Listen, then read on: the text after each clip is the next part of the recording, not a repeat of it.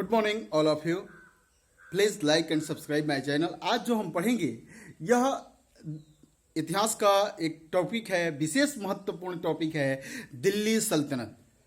तो पिछली क्लास में जो स्टूडेंट हमारे इस चैनल पर नए हैं वो पहले दिल्ली सल्तनत के पढ़ने के पहले मध्यकाल की शुरुआत हम करते हैं लगभग 712 से, और भारत पर जो मुस्लिम राज्य की शुरुआत की बात करेंगे तो 712 ईस्वी में मोहम्मद बिन कासिम का आक्रमण हुआ था सिंध प्रांत पे। तो वहां से शुरू करते हैं।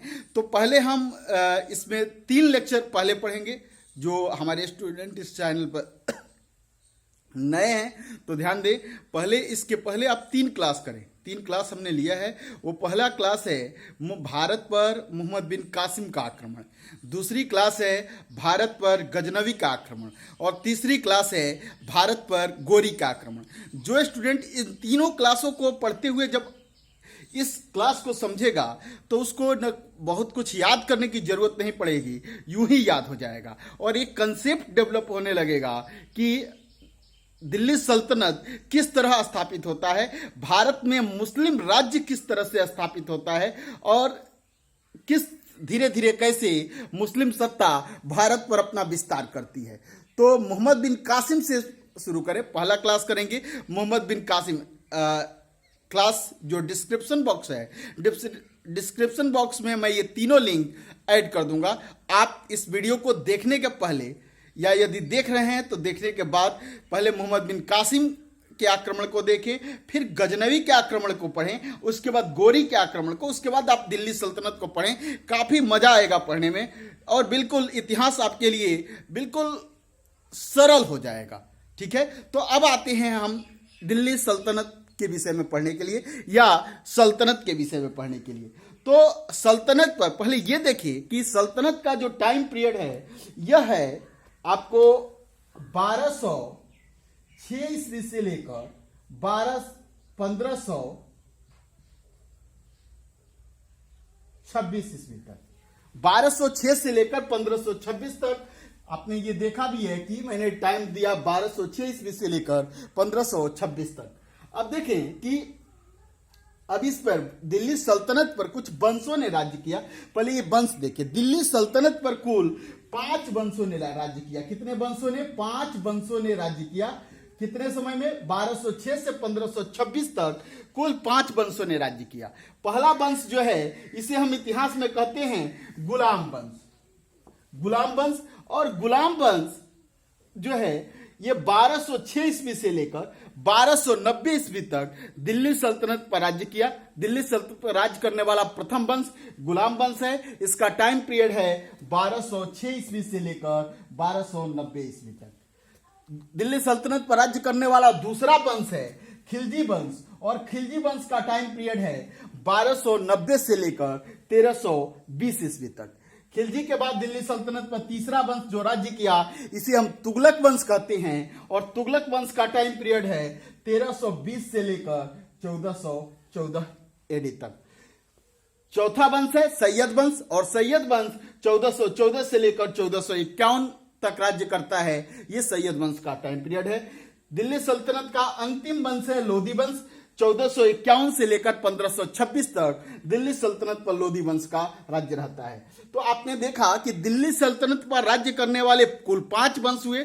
1206 से लेकर 1526 के बीच में इन 5 वंशों ने दिल्ली सल्तनत पर राज्य किया, और इन 5 वंशों में प्रथम वंश जो दिल्ली सल्तनत पर राज्य करता है यह वंश है गुलाम वंश, और जो अंतिम वंश है यह वंश है लोधी वंश। बिल्कुल याद रखेंगे, लोधी वंश जो है अंतिम वंश है दिल्ली सल्तनत का, और गुलाम वंश दिल्ली सल्तनत का प्रथम वंश है। तो आपने देखा कि दिल्ली सल्तनत पर कुल 5 वंश हैं। फिर से एक बार रिपीट करेंगे, गुलाम वंश 1206 ईस्वी से लेकर 1290 ईस्वी तक। दूसरा खिलजी वंश 1290 से लेकर 1320 ईस्वी तक। तीसरा तुगलक वंश 1320 से लेकर 1414 एडी तक। चौथा सैयद वंश 1414 एडी से लेकर 1451 एडी तक।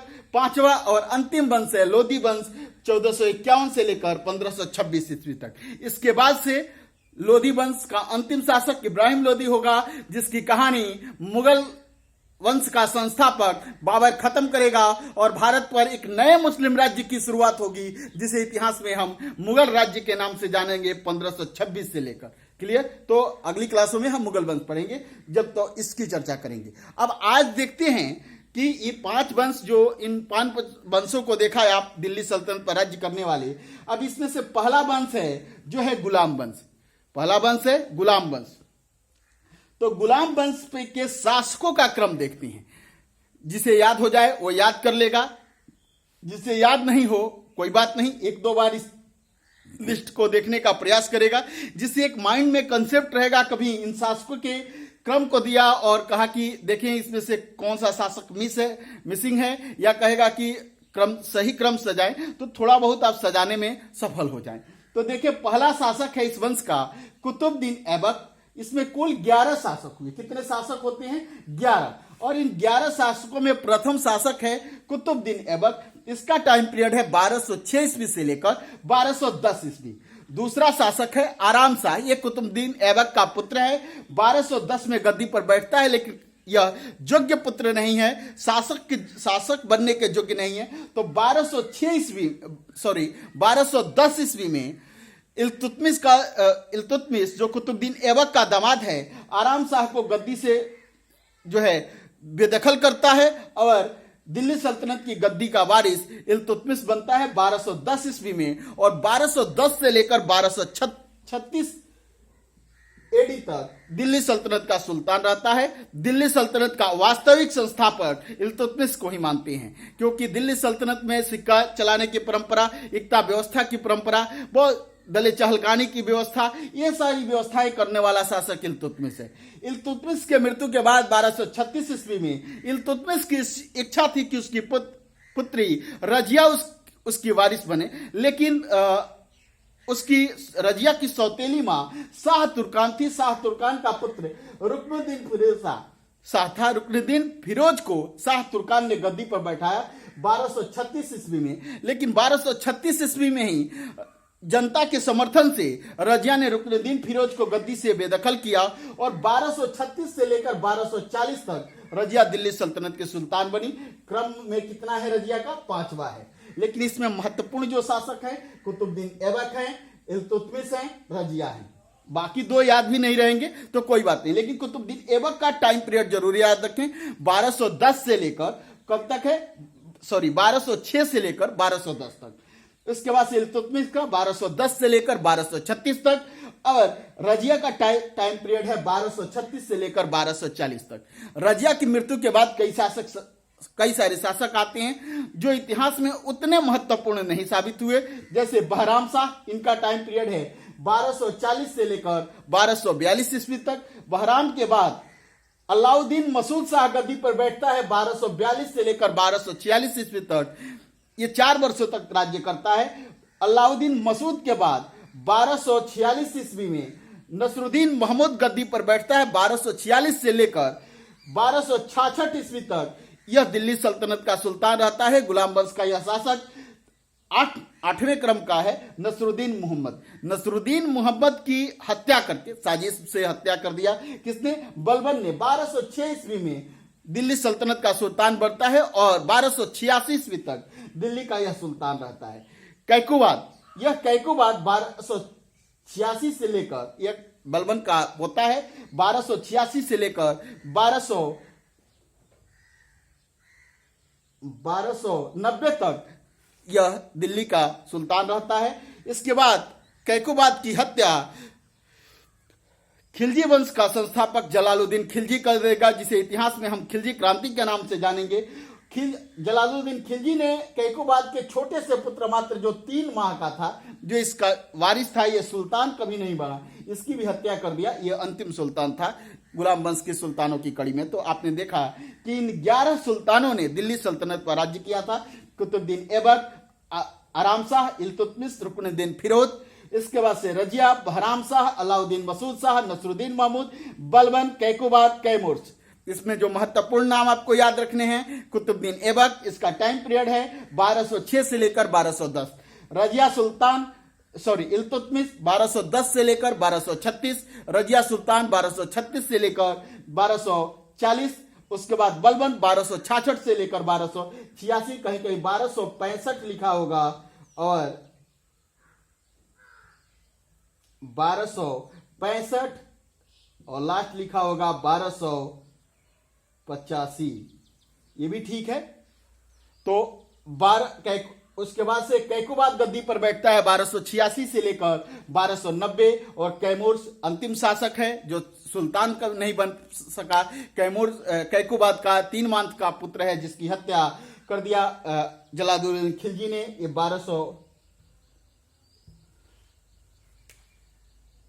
1290 से लेकर 1290 मात्र 3 माह का बच्चा है।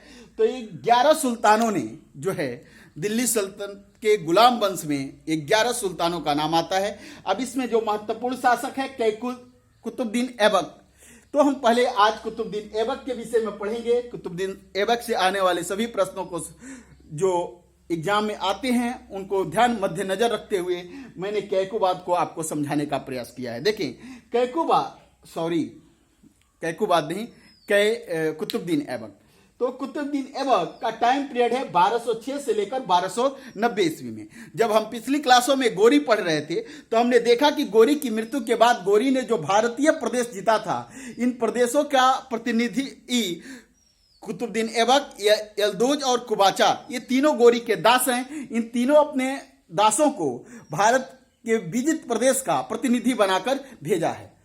गोरी की मृत्यु जब हो जाती है 1206 ईस्वी में, तो अब इन प्रदेशों पर अधिकार करने के लिए संघर्ष होता है। यल्दौज, कुबाचा और कुतुबुद्दीन ऐबक में। कुतुबुद्दीन ऐबक इन मध्य एशिया की राजनीति से अपने को अलग करता है। कुतुबुद्दीन यल्दौज और कुबाचा के संघर्षों से बाहर निकलता और अपना राज्य भारत में स्थापित करने का प्रयास करता है। 1206 ईस्वी में दिल्ली पर अधिकार करता है, जो पहले से ही था। दिल्ली पर एक नए वंश की स्थापना करता है जिसे गुलाम वंश कहते हैं, और एक नए राज्य की स्थापना करता है जिसे हम भारत का प्रथम मुस्लिम राज्य कहते हैं। यह दिल्ली सल्तनत है। क्लियर हुआ? इस दिल्ली सल्तनत का संस्थापक कौन है? तो कुतुबुद्दीन ऐबक। कुतुबुद्दीन ऐबक जो है गुलाम वंश का है। तो गुलाम वंश का संस्थापक या दिल्ली सल्तनत का संस्थापक कौन है? कुतुबुद्दीन ऐबक। कुतुबुद्दीन ऐबक का टाइम पीरियड 1206 से लेकर 1210 ईस्वी है। अब समझे कि ये जान ही गए कि यह गोरी का दास है। गोरी की मृत्यु 1206 ईस्वी में हो जाती है। इसके बाद से यह दिल्ली का सुल्तान बनता है। अब देखिए कि इसकी उपाधियां हैं कुछ, जैसे कुरान खां, लाख बख्श। अब कुरान खां इसे क्यों कहते हैं? क्योंकि यह कुरान की आयतों को काफी अच्छे स्वर में गाता था, इसलिए इसे जनता कुरान खां कहकर संबोधित करती है। दूसरा एक उपाधि है इसका लाख बख्श। लाखों का दान लुटाने वाला शासक सा काफी अधिक दान देता था, इसलिए दान देने की वजह से इसे जनता रियाया, दिल्ली सल्तनत की रियाया इसे लाख बख्श के नाम से नवाजती है। 2 नाम है इसके, 2 उपाधियां हैं इसकी। एक है कुरान खां। कुरान खां क्यों? कुरान की आयतों को बेहतर ढंग से गाता है, इसलिए कुरान खां। दूसरा है लाख बख्श। लाखों के दान देने के कारण इसे दिल्ली सल्तनत की रियाया, लाख बख्श, रियाया मीन्स जनता, लाख बख्श के नाम से संबोधित करती है। इसके बाद से यह एक और उपाधि धारण करता है, यह अपने को अमीर ए आखुर कहता है। क्लियर हुआ? इसके बाद से देखें कि 1206 ईस्वी से लेकर 1208 तक यह अपने को दिल्ली का सुल्तान नहीं कहता, यह अपने को मलिक या सिपह सलार कहता है।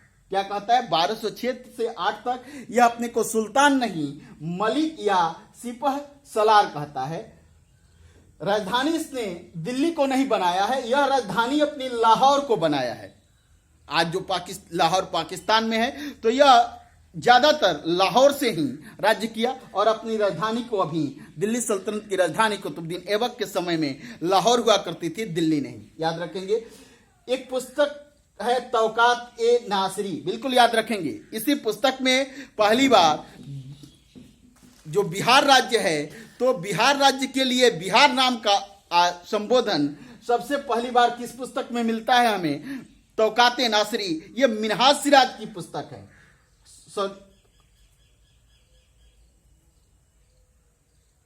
सॉरी,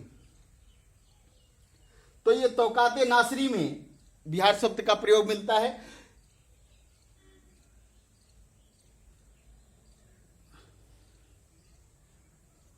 अब आए आगे चलते हैं। ये देखें कि इसने कुछ निर्माण कार्य किए, जैसे कुछ इसकी वास्तुकला के क्षेत्र में इसके योगदान को समझेंगे। कुतुबुद्दीन ऐबक ने दिल्ली में कुतुब मीनार का निर्माण कराया। कहां कराया ये कुतुब मीनार? दिल्ली में कुतुब मीनार का निर्माण कराया। बख्तियार काकी की याद में, सूफी संत बख्तियार काकी की याद में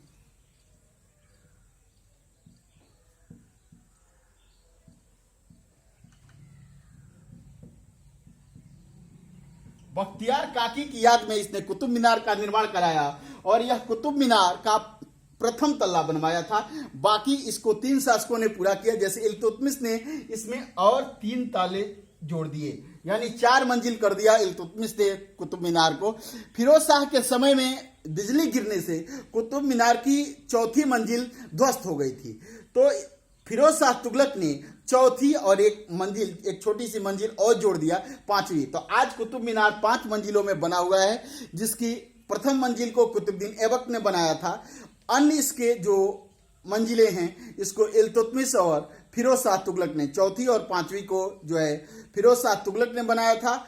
और दूसरी और तीसरी 2, 3 और 4 ये जो है सभी मंजिलों को इल्तुतमिश ने बनाया था। लेकिन 4थी मंजिल बिजली गिरने से ध्वस्त हो गई, तो 4थी को और 5 एक नई मंजिल 5वीं फिरोज शाह तुगलक ने इसमें बना दी।